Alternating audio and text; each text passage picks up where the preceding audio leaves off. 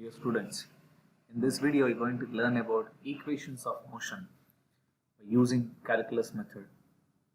This is a new technique which we are going to use to derive the equations of motion. Earlier we have derived equations of motion based on formula as well as graphical representation. The same three equations can also be derived by using calculus technique. So in order to, that is the first equation of motion, I am going to consider acceleration, that is instantaneous acceleration. So here in this concept we are going to use both integration as well as differentiation. Together we are going to use and we are going to derive the equation. So wherever it is required, I will give you the formula so that you can understand the calculation in a much better way. So to derive the first equation of motion, I want to take the definition of instantaneous acceleration. So instantaneous acceleration is represented as a equal to dv by dt. That is nothing but the derivative of velocity with respect to time. Or simply we can write this as dv equal to a into dt, where dv represents small change in velocity and dt represents small change in time, where a is uniform acceleration. As I am saying uniform acceleration, it always remains constant. Now to get the exact value, what I am going to do is I am going to integrate this on both sides. Integrating both sides. Whenever you are going to integrate, you have to take the limits. What are the limits of velocity? Always the body starts with u and ends with v. U represents initial velocity, v represents final velocity. As the body is going to start, the limits for time are 0 to t. So integral u to v dv is equal to integral 0 to t a into dt. Now here u represents a lower limit, v represents higher limit. In the same way, for a time 0 is the lower limit and t is the higher limit. Already we know that integral dx is nothing but what? X. So in the same way, integral dv is nothing but v between the limits u to v, and we can remove a from the integration because a is constant, that is uniform.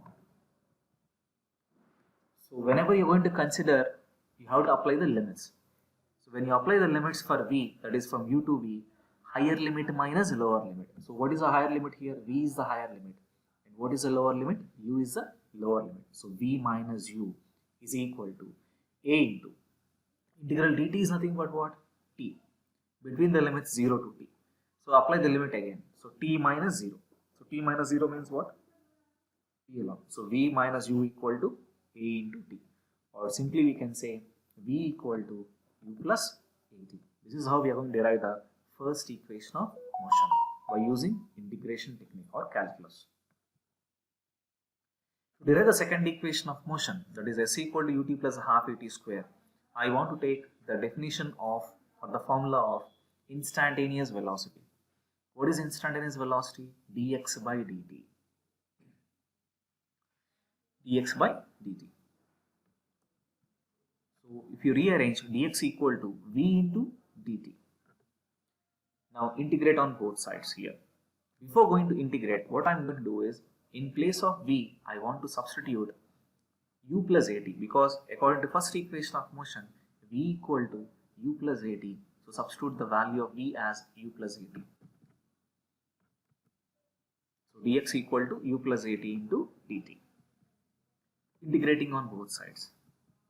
Integral dx is equal to integral 0 to t u plus at dt. Now for dx is nothing but what? Position actually. So the initial position is taken as x naught and the final position is taken as x. Initial time is already 0 and time is t. So we can rearrange so that you are going to have integral x naught to x dx is equal to integral 0 to t u dt plus integral 0 to t at into dt. What is integral dx? X between the limits x naught to x. So higher limit minus lower limit. So you are going to have x minus x naught is equal to, here u is common, so take it out from integration. So integral dt, again integral dt is nothing but t between the limits t to 0. So higher limit minus lower limit, so t minus 0 plus a into integral t dt. Now whenever you have a formula, integral x to the power n dx is nothing but x to the power n plus 1 by n plus 1. So in the same way here, what is the value of power here? 1. So t to the power 1 plus 1 by 1 plus 1. So t square by 2. So you're going to have the expression as x minus x naught is equal to ut plus half at square. This is your second equation of motion. Third equation. To derive the third equation, what I'm going to do is I'm going to take again the definition of instantaneous acceleration. What is instantaneous acceleration? A equal to dv by dt. Now, I'm going to multiply and divide with respect to dx in the numerator and denominator, and I'm going to rearrange. Because if dx gets cancelled, you're going to have the same expression dv by dt. So there will be no change in the expression, even though if you're going to multiply and divide with respect to dx. So when you multiply and divide with respect to dx and rearrange, you're going to have a equal to dv by dx into dx by dt. So a equal to dv by dx into dx by dt is nothing but what? Instantaneous velocity. So we will write it as v. Now rearrange them. So v dv is equal to a into cross multiply dx. Now integrating both sides. Now the velocity limits are u to v and position limits are x naught to x. So integral u to v dv equal to integral x naught to x a dx. Already we know that integral x to the power n dx is nothing but x to the power n plus 1 by n plus 1. So integral v dv is nothing but v square by 2, because here power is 1. So v power 1 plus 1 by 1 plus 1. Apply the limits, you're going to have v square minus u square by 2 equal to, a is common, so remove out from the integration. Integral x naught to x dx is nothing but x between the limits x naught to x, so x minus x naught.